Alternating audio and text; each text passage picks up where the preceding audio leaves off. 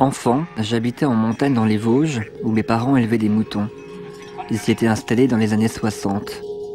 De leur expérience dans les bois, ils ont écrit un livre. Ils m'ont appelé Robin.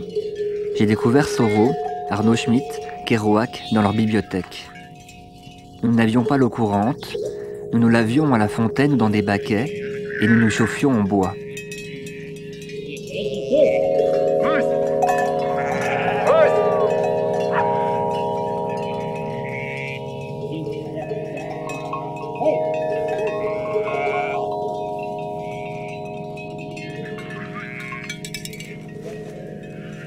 C'est là que j'ai construit mes premières cabanes, à l'écart des adultes, me recréant un monde, comme aujourd'hui, 20 ans plus tard, Félix et Apolline, mes petits voisins.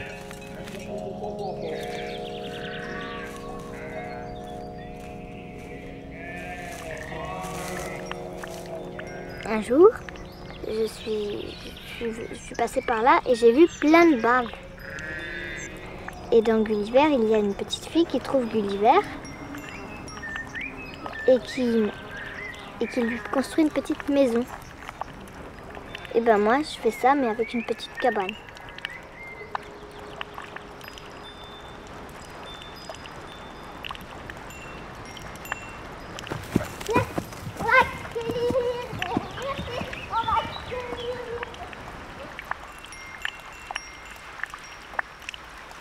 L'idée d'une cabane, c'est partout un abri. Après, il y a différentes petites idées, la joie, l'amusement, le travail, le bricolage. On peut partir de la maison sans prévenir nos parents. La nuit, on peut dormir dehors si on veut sans prévenir nos parents. On peut monter aux arbres sans prévenir nos parents. On peut cueillir des myrtilles sans prévenir nos parents. C'est-à-dire que ça nous débarrasse un petit peu des parents, quoi. On est libre. Ça fait un bon débarras des parents, quoi. Je me souviens que quand j'étais petit, des fois, je faisais même des portes tellement petites que même les parents ne pouvaient pas rentrer à l'intérieur. Et c'était une porte à la taille d'un chien. Donc les chiens, il y avait juste les chiens et les enfants qui pouvaient rentrer dedans.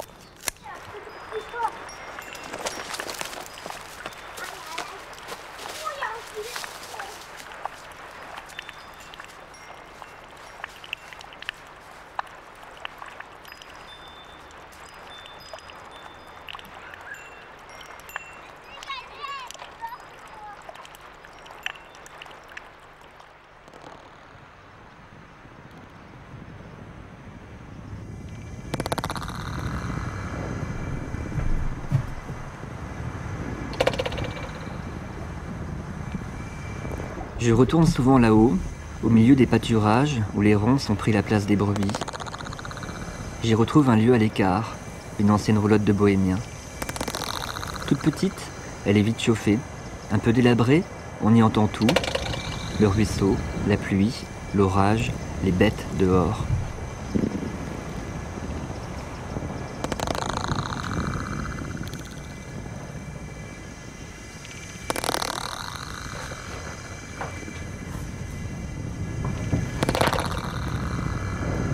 J'ai commandé des livres sur les cabanes. Au milieu des bois, je me suis connecté à l'internet par GSM et j'ai découvert le site de Jean. Je lui ai envoyé un email, il m'a répondu « Viens me voir ». Je suis arrivé un samedi à Toulouse, Jean m'attendait. Il m'a emmené voir sa première cabane, celle de sa jeunesse, celle des années 70 et de leur insouciance, aujourd'hui abandonnée.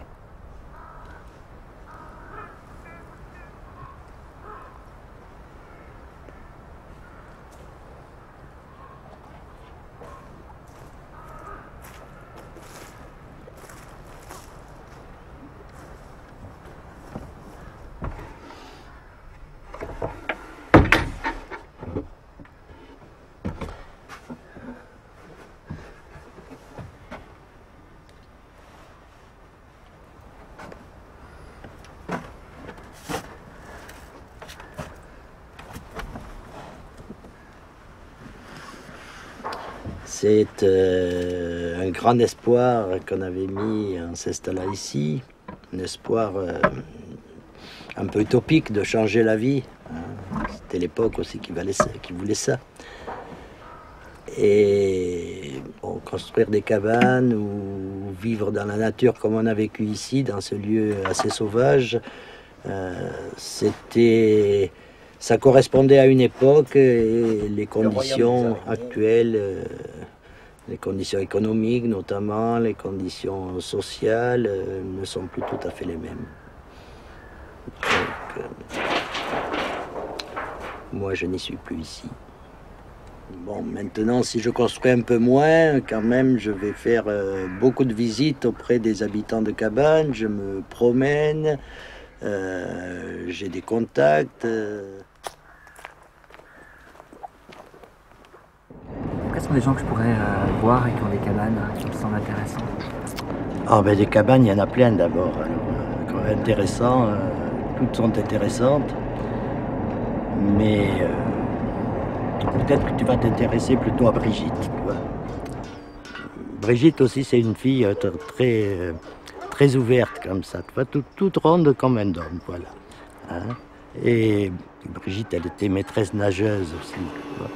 Donc elle évolue dans un élément différent que la terre. Hein. Et je crois qu'elle vit bien.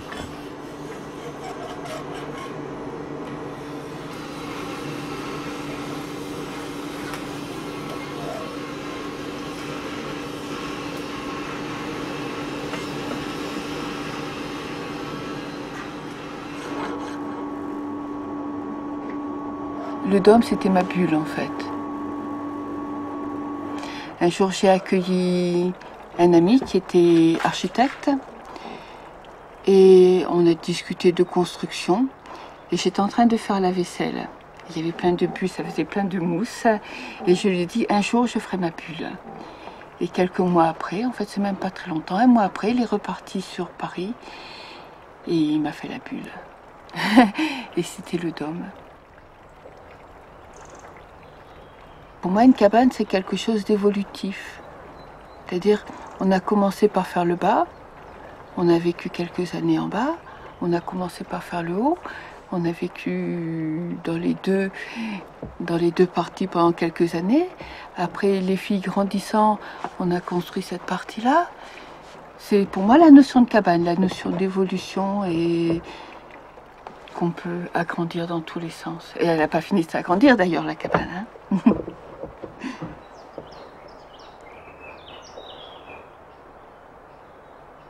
Mais c'est vrai qu'à ce moment-là, c'était facile en fait, d'acheter un petit coin de paradis et puis d'y monter ta maison, ta cabane, ton dôme, ton zone, et il n'y a jamais personne qui te demandait quoi que ce soit.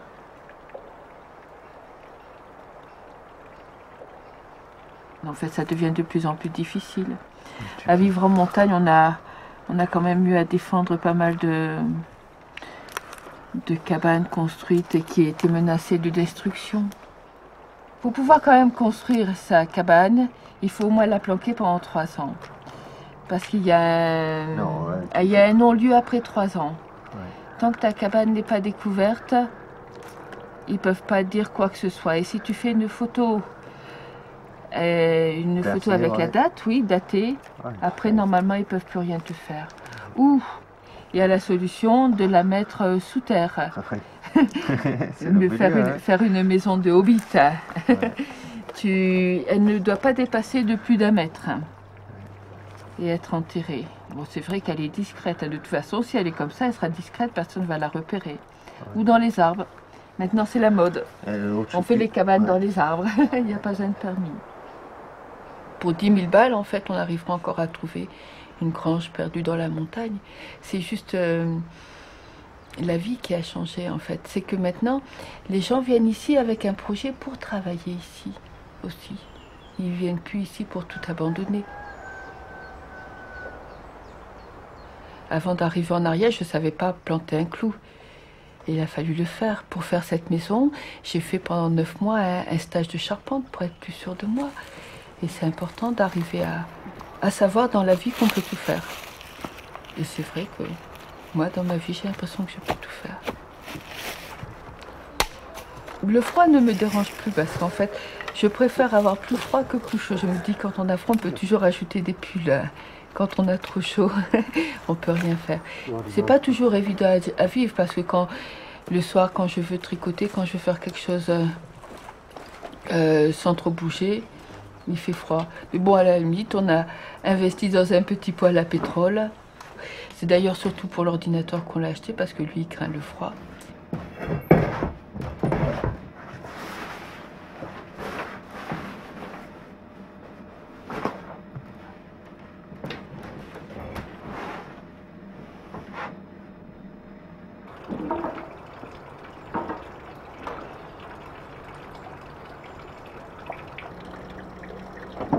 La cabane, c'est l'endroit où nous, on a tous nos jouets, surtout David, il en a beaucoup. On y entasse quelques motos qui n'ont pas encore de place autre part. On y met tous les avions au plafond. Et c'est vrai que quand on y pense, c'est pas que le lieu d'hébergement, c'est surtout la salle de jeu. Et encore, on va l'agrandir.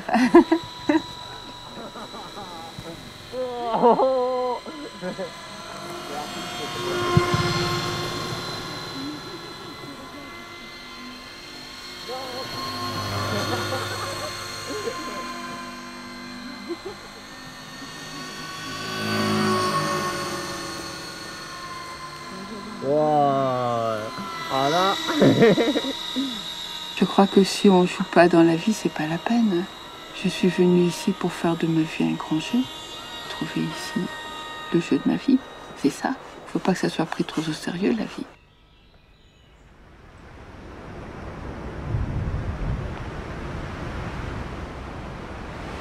En revenant des Pyrénées, je me suis dit que j'aimerais me construire une cabane, vivre à Paris et vivre ici dans les Vosges. Ce serait un lieu un peu plus grand que cette roulotte. C'est moi qui le dessinerais et le construirais.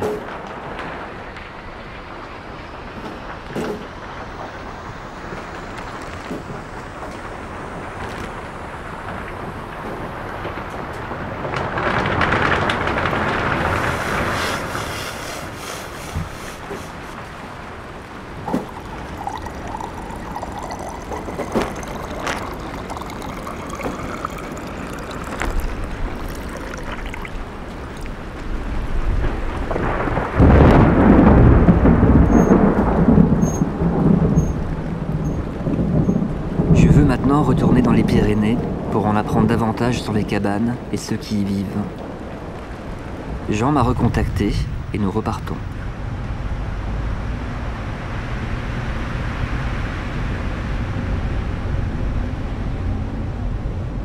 Polo, c'est un gars qui était encore ado, il est arrivé en Ariège, je le connais depuis. Polo, c'est la vibration, c'est bon. Tu verras, c'est un très bon ami, l'inspiration, voilà, un peu le nomade encore, l'éphémère. Il est toujours resté avec une espèce d'utopie des années 70. Et ce que j'admire dans Polo, c'est que c'est un des rares à encore avoir gardé toutes ses illusions.